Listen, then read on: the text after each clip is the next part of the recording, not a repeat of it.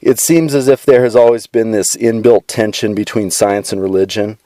As a Christian, I find this frustrating because I've always had the utmost respect for science and the scientific community.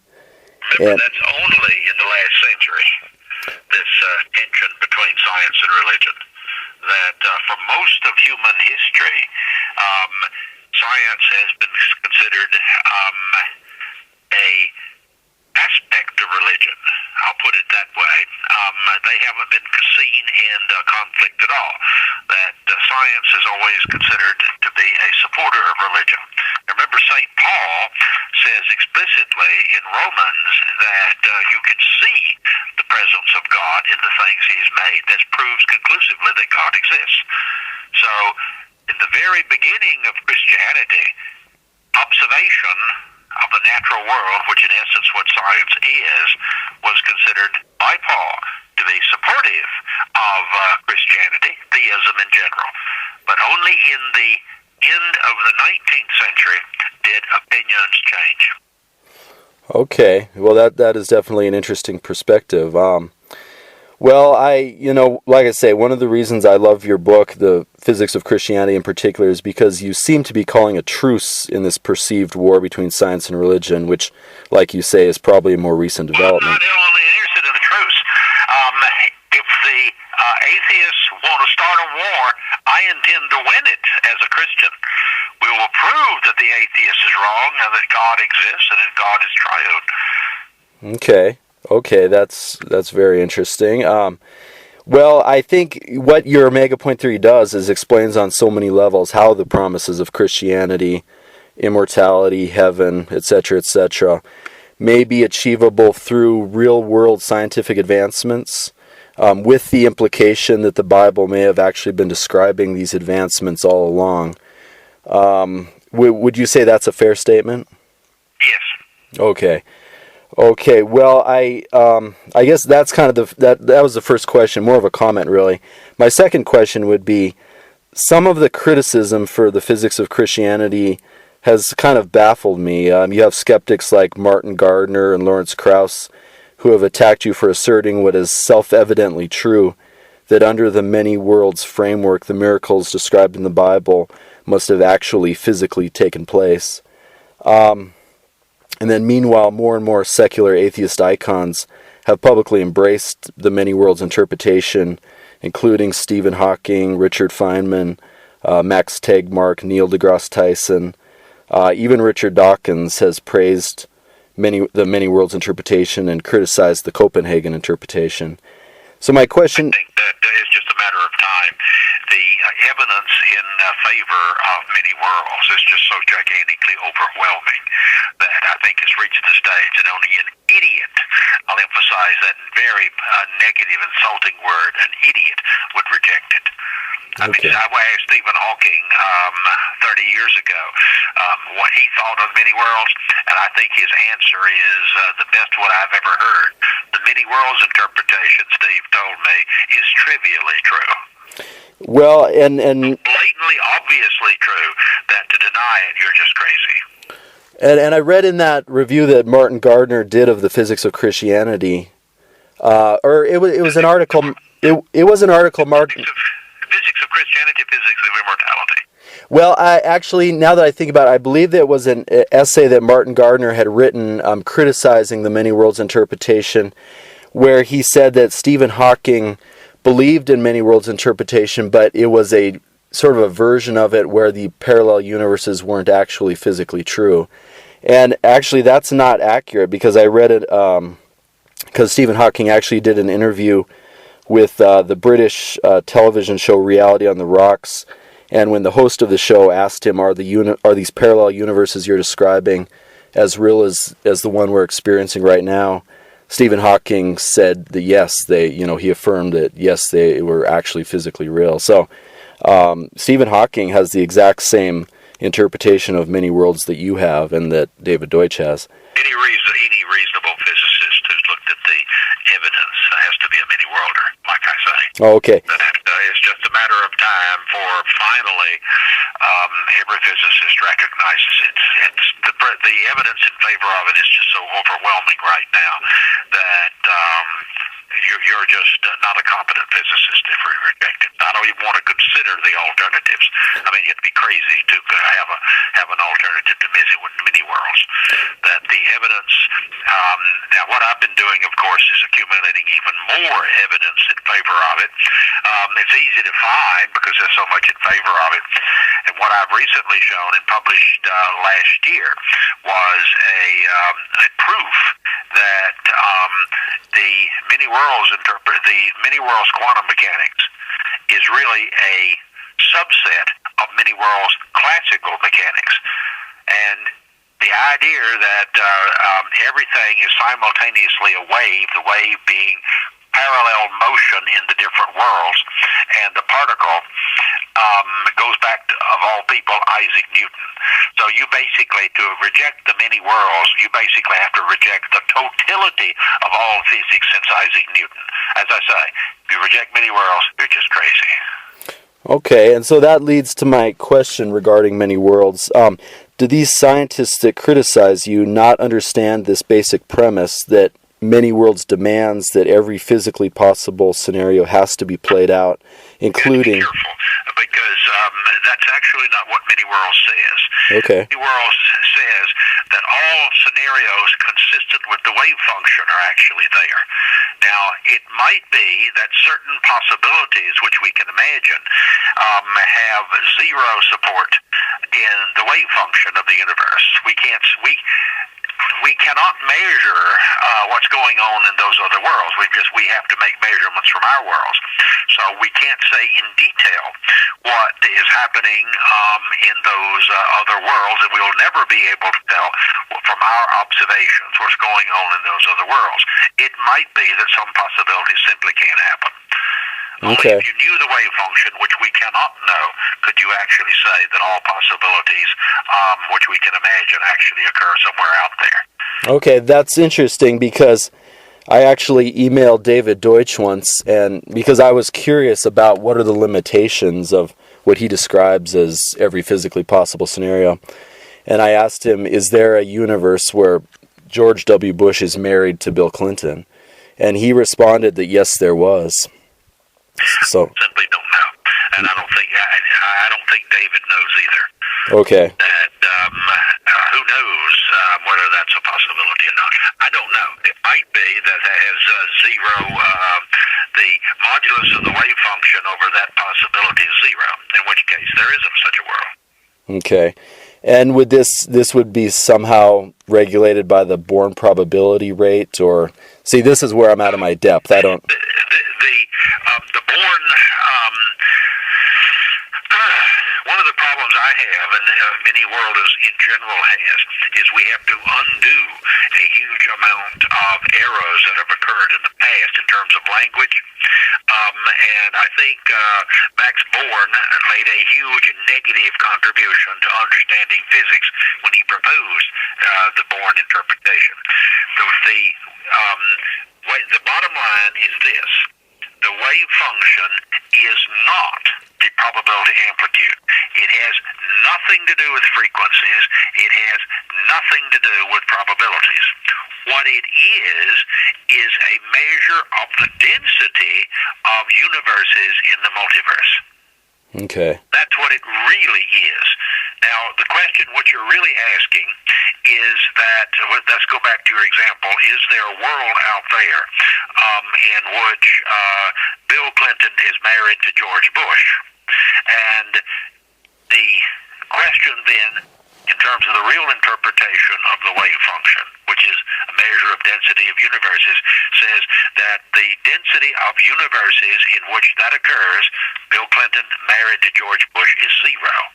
Now, if it's not zero, then the answer that you posed to David is in fact yes, that there would be a world if the density of the wave function is non-zero there for that possibility. Okay. Now, the point is that that is the real way to think about the wave function. That it's a measure. I like to say, it's a density of universes amplitude, and not a probability amplitude. That's one of the things I showed in this paper I published last year in the Proceedings of the National Academy of Sciences, in which I showed that the Schrödinger equation is a special case of what's called the Hamilton-Jacobi equation, which was invented in 1840, and it was considered at the time to be a mathematical expression of this idea of Newton, expressed in his books, The Optics, that everything was a particle, or at least light was a particle in a wave.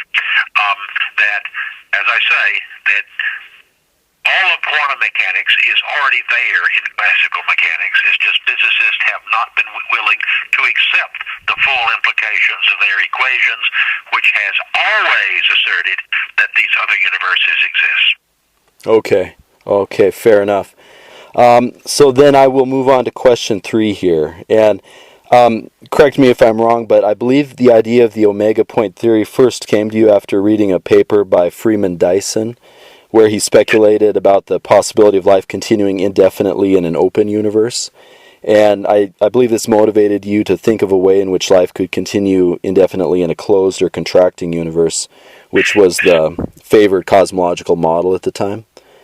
And ironically, the data now seems to indicate that scientists were wrong and the universe is expanding after all.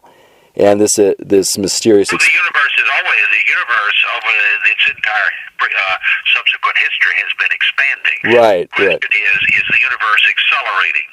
Now, in my book, The Physics of Immortality, I have a prediction, which me trusting other scientists, I regret having done that. I trust that to their calculations without going through it myself. I made a prediction of the mass of the Higgs boson and the top quark. I got the top quark right, but I was wrong about the Higgs boson, as I say, because I should have checked these calculations myself. I predicted the argument for this number depends on there being a time in universal history in which there is an acceleration, which the universe is accelerating. But I expected the acceleration to occur in the contracting phase and not in the expanding phase. Okay. So a mechanism is already... if you believe in the laws of physics, there is a mechanism there whereby the universe will accelerate. The thing I missed was that that mechanism could show itself in the expanding phase. That's what I missed. Okay. And that's why I tried to correct it in the physics of Christianity, and argue that the expansion, the acceleration would occur in the expanding phase, which apparently we've seen. Now, I say apparently because I'm always nervous about experimental observation, which hasn't been confirmed by several independent groups. Now, the measurements of the acceleration, which got the Nobel Prize, are not as solid as I would like them to be. What really convinces me that there is an acceleration is the observations of the cosmic microwave background radiation, specifically the WMAP observation and the Planck observation. They're definitely seeing a cosmological constant there. So I'm reasonably confident that there is an acceleration. Now, here's the question. Will the acceleration continue forever? That's the crucial question. If it does, the omega point theory is false. Period. End of discussion. There is no way the omega point theory could be true if the acceleration continues forever. But will it? If the acceleration is due to the mechanism I proposed in the physics of immortality, then there is a way to turn off the acceleration during the expanding phase. Okay, and that's so it's this idea of canceling out the expansion by somehow canceling out the dark matter. No, not the dark matter. The dark matter is something you won't. It's the dark matter that's keeping the acceleration from being without limit. Okay. Remember, the dark matter is regular matter is only a tiny fraction of the total matter in the universe. Right. Okay. About 4%, maybe. Most of the matter is dark matter. Right. Okay. Now, if the standard model is true, then I can tell you what it is. If there are other physics out there, I can't tell you what it is. But I have always gone on the basis that known physics that's in the textbook is all we need. Okay, and so You you have to invent new physics. you feel it is possible to cancel out this universal expansion and force the universe back into a... I think it's necessary. Okay. Because I went through Stephen Hawking's calculations when he first proposed black hole evaporation. Okay. And I am convinced that the calculations are correct. And so that's the notion that the universe has to end the same way that it began, in a final singularity state? In a final singularity, but the final singularity will be quite different in structure from the initial singularity. Okay. The final singularity will be, as you're approaching into the singularity, it becomes infinitely complex, whereas the initial singularity was as simple as it's possible to be. Okay. Okay, and then... The point is that the reason I am convinced that the universe will eventually stop the acceleration, expand to a maximum size, and then recollapse is that, as I said, I went through Steve Hawking's calculations on black hole evaporation. I'm convinced that they're right. I'm also convinced that what he was arguing immediately after he did those computations is that if black holes evaporated to completion, they would violate the fundamental quantum principle of unitarity. Now, Steve concluded from that, well, unitarity has to be false, but I disagree with him there. I think unitarity is so central to quantum mechanics. One way you could say it's just measures the conservation of universes. You can't have a universe disappearing. That's one way to interpret, as I said, this law of unitarity. But if it follows that if a black hole were to evaporate to completion, it would violate unitarity, and Steve Hawking proved that that was the case. Steve Hawking thought so. Most of my colleagues who went through the calculations that Steve presented thought so. I thought so for the same reason. You read those calculations, you see that they're right. So what follows? It follows that no black hole can ever evaporate to completion. But they would necessarily if the universe were to accelerate forever. My conclusion, the laws of physics, specifically unitarity, will not permit the universe to exist forever, which means it will have to begin eventually a recollapse. That's my argument. Okay, very interesting. And as just sort of a follow-up to that, what do you think about the recently implemented dark energy survey, and what do you suspect they will find in regards to cosmological expansion or contraction data? I don't think they will see any dark matter particles. I have an alternative theory based on the standard model of particle physics, that what it really is, what the dark matter really is a exchange of energy from the Higgs field. It sloshes around in the Higgs potential. And we've known that as the universe expands, that sloshing around, a fluctuation of the Higgs field around the 0 point of the Higgs vacuum would look like it was dark energy. I think that's what it is. Okay. So, if that's what it is, then these experiments will fail to show it, because these experiments are unintentionally designed to eliminate the dark matter before they turn on. Okay, and I guess one last follow-up to that line of questioning. If the many worlds interpretation does turn out to be correct, it would presumably mean that some universes would succeed in canceling out this universal expansion, and other universes... They will all have to. Would they? Okay. As I say, the laws of physics, unless you invent new laws of physics, and I can't say anything about them, because no one's proposed them. Okay. But I'm just saying, based on Hawking's calculation, that if a universe develops any structure at all in its history, then it would necessarily have to cancel out the acceleration and collapse into a mega point. Otherwise, the laws of physics would be violated.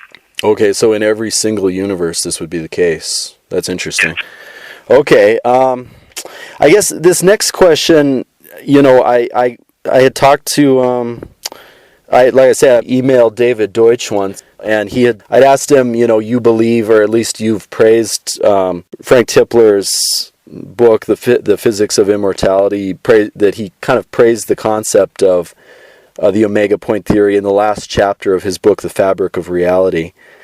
And so I was just curious, since he also believes in the many worlds interpretation, I asked him, well, is there a downside to this idea of virtual reality heaven? Can people develop virtual reality hells, and isn't that required under the many worlds interpretation? He actually replied by saying, yes, that is all true, but it's only temporary, and once the universe comes to an end, this is all, this we will actually have a positive outcome. And he said, for further details, read the last chapter of The Fabric of Reality.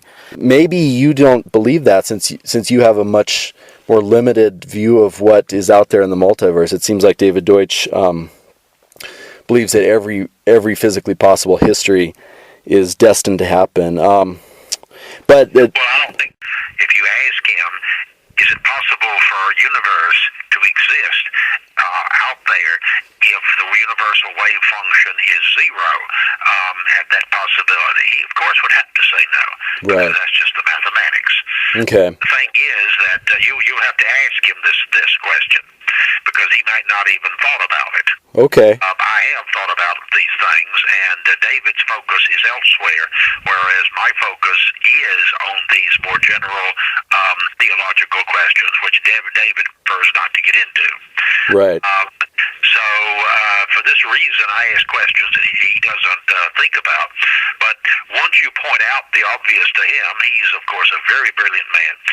Now, as I say, you have to make sure, you have to have an argument why this particular possibility that you raise does not have zero wave function at that zero universal wave function at that possibility. Okay.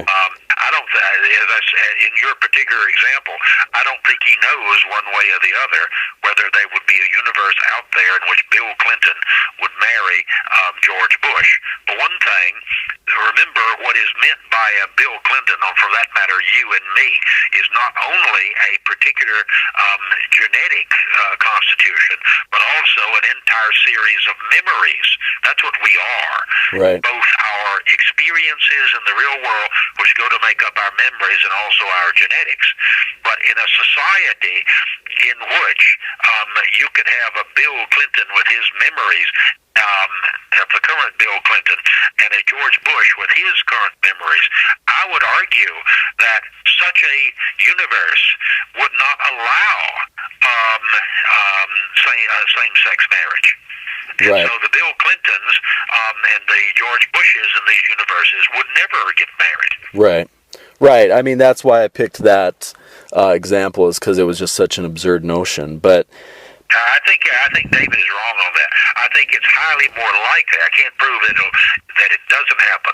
But given how you define George Bush and Bill Clinton, there are other Bill Clintons out there. There are other George Bushes out there.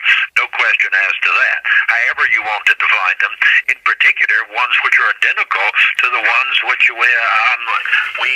are still alive now. right. But the point is that with those particular men with those particular memories would have to grow up in a society in which gay marriage would not be allowed when they were in the marrying mood. Right. Right. Okay. Well, so this next question might not be. I think maybe I misunderstood your view of many worlds interpretation, which sounds like it is different from some other. Like, I think Max Tegmark also believes that every physically possible universe is out there somewhere. But again, I don't think that Max has thought about this. Okay. Well, I actually have in one of my papers described certain circumstances in which you could have all possible universes out there. But the point is that what you would have to do is you would have to allow other laws of physics. And as a physicist, I cannot address those. Okay. How could you establish the existence of a universe which by construction, by definition, has no interaction with ours?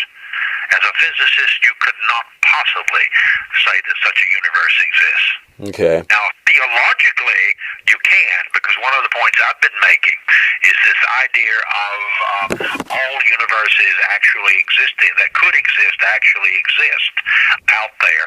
This was first proposed by Abelard in the 12th century, and he was deducing it on not on physical grounds. He didn't have any physics justifying this, but he was justifying it on Christian theological grounds. Okay. His argument followed from the goodness of God. The goodness of God, he argued, would require God to maximize out there all good. And since existence was a good in itself, to maximize the good, he would have to maximize the number of existing universes, and maximizing the number of existing universes would mean he would have to actualize all possible universes. This was Abelard's argument. Notice it's not physics, it's theological, which goes beyond the laws of physics, which apply to our universe and the multiverse, which it is part. Okay, interesting. Well, this next question might then be irrelevant, but I'll throw it out there and see what you think of it. Basically, it's dealing with virtual reality, and of course, recently, everyone from Bill Gates to Stephen Hawking has been offering dire warnings about the rise of artificial intelligence. The tech CEO, Elon Musk, characterized artificial intelligence as summoning a demon. And similarly, I have an atheist... Or an angel. Right. Well, that's the way I look at it personally. But I have an atheist friend who also happens to believe in the many worlds interpretation, who is terrified by the potential for artificial intelligence and simulated reality to be abused across the multiverse. And he correctly notes that while your theory calls for virtual heavens, trillions of universe will instead develop virtual hells. And so I think the evidence is against that. Okay. And the reason is that he does not accept, he's an atheist, he does not accept the existence of God. Right. God is what? God is a supernatural being that created the universe. As a Christian, I'm sure you'll accept that definition. That's right. I'm sure that your atheist friend would accept that definition. Try this on him. What is supernatural? Supernatural literally means above nature, outside of nature. So what is nature? Well, nature is something that is in space and time and is subject to physical law. If you will accept that definition of nature, then there is something out there that is not in nature, that is above nature, and that is the cosmological singularity. Okay. So, Yeah. cosmological singularity, which is predicted by the laws of physics, unavoidably predicted by the laws of physics. It's even in Stephen Hawking's mathematics, although he will not admit it. Right. Necessarily will exist out there, and furthermore, it created the universe. You can see that by using several different approaches. One is more mathematical, but here's an argument which goes really back. It's a variant of the second way of St. Thomas Aquinas, second way to prove the existence of God. And also the main argument which Moses Maimonides uses in his guide for the perplexed, and it's this. Everything we see in nature today has a cause. You go backwards into time, you say that these things which cause things today themselves had causes. You push it back into time until you come to something that has no cause but is the cause of everything that exists in the universe. That all men call God. That's the conclusion of St. Thomas Aquinas in his second way. Play the game, play that same argument in physics. He meant in that argument efficient cause, but in Aristotelian physics, but we'll just say cause in the usual sense of physics cause. You go backwards into time, you come to the initial singularity. There is nothing beyond the initial singularity. The initial singularity is the cause of everything in reality without exception. So, the singularity is supernatural, and it created the universe. It is, by definition, God. Now, let's think about the full implications of the physics of this. In many worlds, one of the aspects of many worlds is that It's a very, very strongly deterministic theory. It says everything in the universe is deterministic, and ultimately everything is determined and controlled by the cosmological singularity. I think the cosmological singularity will prevent these full evils for developing. Full evils because evil obviously exists in the universe. Now, let's go back to a theological argument for a moment, beyond the physics, in that I don't want to go Abelard, the full extent to Abelard, because he wanted to argue that God's goodness would require God to actualize all possibilities. I would not go that far. I think God would want to maximize the good, and there are universes out there which you can imagine which would have more evil in them, more pain for rational beings, more pain for feeling beings than would be good for feeling beings. I would argue on theological grounds that those universes would not be actualized. Okay. So everything, therefore, on theological grounds would not be actualized. Now, I can't say that in detail from physics. That's entirely a theological argument. But that gives me, since if you go through the arguments, you find that most of the physics is supporting the Christian interpretation of why the universe exists and so forth. So let's use theology, the Christian theology that is worked out in far more detail for these questions than any physics has, and follow through in the logic. Namely, the singularity will not permit, since it controls everything, that means it will not be permitted the full range of evil which we can imagine to actually come into existence.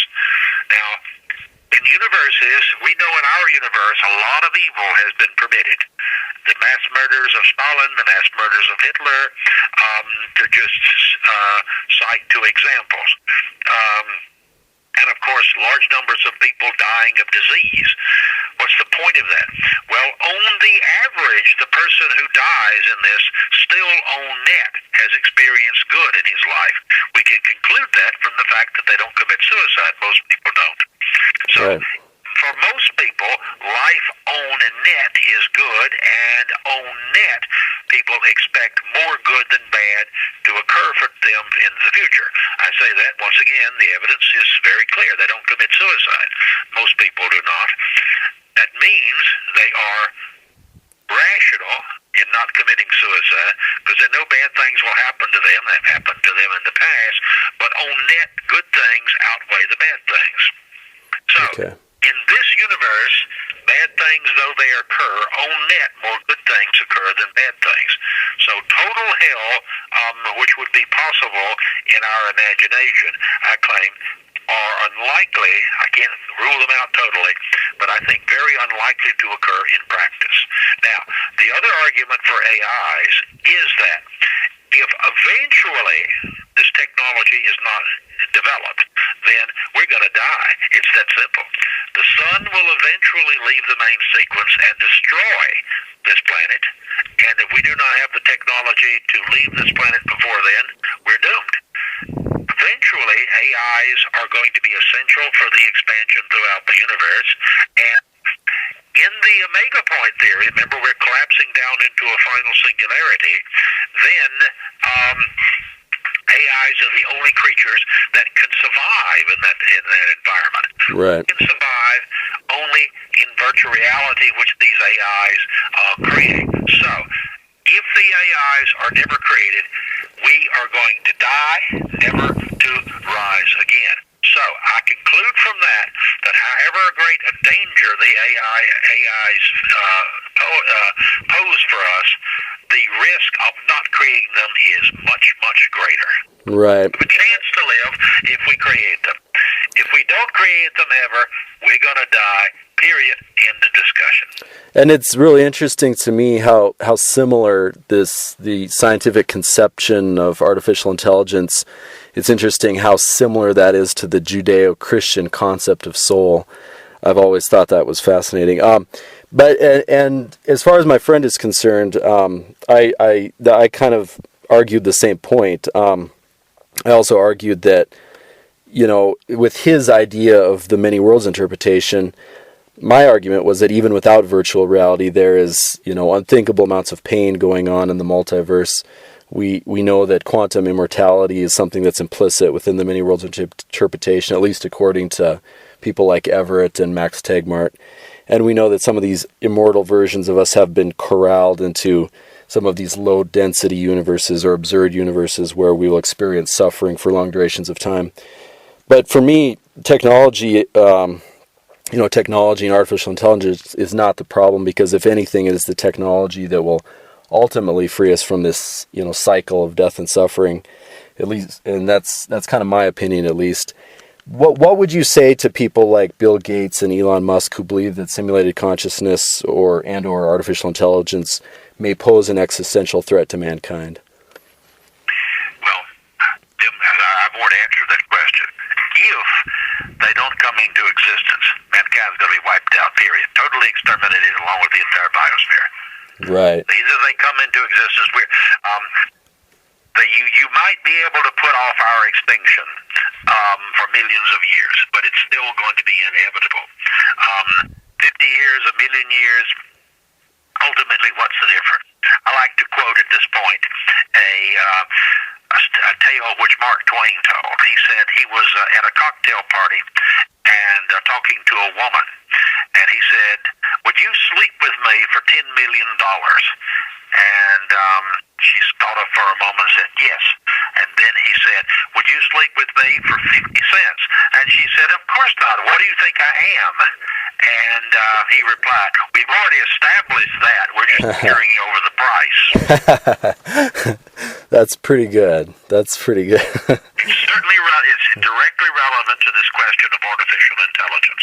Right. In the end, we're going to have them to save us. Okay. Yeah, I think. Remember, I expect the technology to create artificial intelligence to occur about the same time that it becomes possible to create human downloads. Okay. And if you can't beat them, join them. Right. If and when they develop artificial intelligence, which, I mean, it seems like everyone's confirming it because so many people are offering these dire warnings. So, I mean, it's pretty obvious that the technology is on the horizon. Basically, if you develop... I expect it this century. Okay. And once you develop human-based, simulated consciousness, the next step, it would seem to me, is to just do every physically possible variation on that consciousness, and you've simulated every person that's ever lived or could possibly live. But then that's what I developed in detail, of course, in the physics of immortality. Exactly. Then, of course, the only missing component is the memories and or life experiences that, give us... Duplicate those too. Just duplicate all possibilities. And you can get the calculations in the physics of immortality in which I show that the Wittgenstein bounds show how many they are. Now, right now, the physics will not permit us to duplicate all these possibilities now, but there will be time in the future in which the universe will allow far more complexity, and the technology will be there to make use of that fact that we can have much greater complex systems in existence in the universe than we can now. That will be the time when all possibilities, consistent with what has happened in the past, will be possible to be recreated in virtual reality, and it will be. Now, if the human race, or whatever the human race evolves into, is not able to cancel out the universal expansion, do you believe that there is... I don't think there's any way about it. I think that the calculations are clear. The expansion goes on forever if the acceleration goes on forever at the observed rate, then eventually the human race will lose contact with everything outside the local group of galaxies, a relatively small part of reality. You'll never be able to send a signal in the totality of entire universal history to, after a certain time, to the Virgo cluster, for example. Okay. The calculations are clear, and Martin Rees has been emphasizing this. So it's going to be, given that sort of limitation, we will, limited amount of energy, we're all going to die. And I've heard Freeman Dyson make the same point, that we're all going to die if the acceleration does not turn off. Okay, and then I have just two brief questions here to kind of wrap things up. I'm also interviewing Ronald Mallett, who's he's an expert on time travel. Do you know him, or have you ever read his work? Okay. As I was writing up questions for him, I was kind of curious, because I remember that you had actually developed, I believe what's called a Tipler cylinder mechanism for time travel. Yes, I was the first person to publish the proposal in 1974 that it might be possible to build a true time machine. You go backwards into the past rather than just into the future. Now, 2 years after that, in my PhD thesis, I concluded that it was not possible, that it would violate determinism, that you would create singularities inside the universe rather than at the edge. And remember, that's the objection to black hole of singularities and black hole evaporation, because it would give singularities inside the universe rather than the edge of the universe. If you have singularities in the universe, then it would give rise to a violation of unitarity, which can't happen. So unitarity is a constraint that appears over and over again. Now, I proved some various theorems, which I put in my PhD thesis and later published in articles in 1977 and 1978, arguing that you could not create the type of time machine I argued for. So I would argue that unitarity is going to prevent the formation of a time machine. Okay. So I guess the last question kind of it's kind of a silly question, but just out of personal curiosity, what did you think of you? Obviously, The Fabric of Reality, a great deal of it was spent praising you and your theories. And on the inside cover, you have the world's foremost atheist, Richard Dawkins, praising the book. What do you think of that? To me, that kind of seemed like what we were talking about earlier, this kind of maybe a middle ground, a missing link between science and religion. Well, part of the reason is a question of definition. I make a point with regard in my book about talking about miracles. Now, in the Christian tradition, my theological mentor, Wolfgang Pannenberg, who when he died year before last or last year, in his obituaries, he was called the greatest Protestant theologian in the second half of the 20th century. I don't have an extensive knowledge of modern theologians, but he was certainly a brilliant man. And he basically emphasized in one of his articles that in the Christian tradition, miracle was never considered to be a violation of natural law. That a miracle God always works through the natural laws. He never sets them aside. You can find a statement of that in C.S. Lewis's book Miracles, and you can also find a statement of that in the Catholic Encyclopedia written about 1900. The emphasis in Christianity is that miracles are not violations of physical law. Now, Dawkins, on the other hand, following David Hume, defines a miracle to be a violation of physical law. When Dawkins says that miracles don't occur, then, given his definition of miracles, which is not the Christian definition, and hence not mine, I agree with him. But he's defined the word miracle in such a way that it can't possibly occur. And given that definition, Hume was correct. Miracles can't occur. But the whole point is, Christians do not define a miracle that way. Right. Miracles are a violation only of human expectation, human understanding of what the laws of physics are, not what the laws of physics actually are. Now, Similarly, that goes in the definition of God. That, you know how I define God? God is the cosmological singularity. Right. Because the cosmological singularity is supernatural, it's outside of space and time, hence it's above nature, and furthermore it created the universe. That's how you define God. But Richard Dawkins, will define God in a way that makes it clear God cannot possibly exist. Richard Dawkins would have no objection to the singularity existing. How could he? Because he knows perfectly well that whether it exists or not is still at least an open scientific question. He, however, would just not want to use the word God as a synonym for the cosmological singularity. Right. So that's how Richard Dawkins, a prominent atheist, can be perfectly happy with David Deutsch's last chapter of The Fabric of Reality, because he just will not call the final singularity and the other two singularities God. Right. And I have a colleague here at Tulane University who is perfectly happy with my entire theory of the make-a-point theory and everything that follows from it. But he also knows that I want to call it God, but he does not want to call it God. He said God means something else. Okay. Yeah, so it's... Take that point of view, it's perfectly consistent. I mean, you can always form a definition of God that you know does not exist, in which case you'll be an atheist. Now, for example, I am an atheist as regards the Greek and Roman and Viking gods. Right. Now, I don't think Zeus exists. I don't think Jupiter exists. I don't think Thor exists. So as regards those gods, I am an atheist, and so are you, for that matter. And practically everybody alive now is an atheist in regard to that God. Remember, Christians in the early history of Christianity, when the Roman Empire still ruled the Mediterranean basin, they were accused of being atheists because they did not believe in Zeus and Jupiter and the rest of the bunch.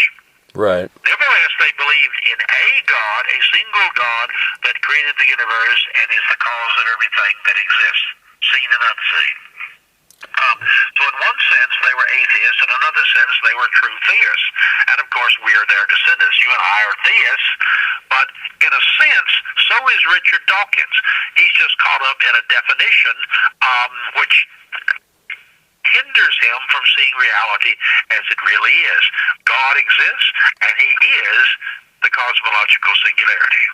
Right. Yeah, it just comes down to semantics at a certain point.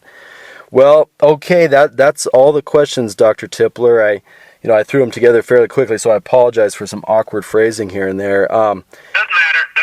Thank you for the excuse for me to put my ideas in words again. You bet. Well, again, I really appreciate this opportunity to talk with you. It truly is a great honor, and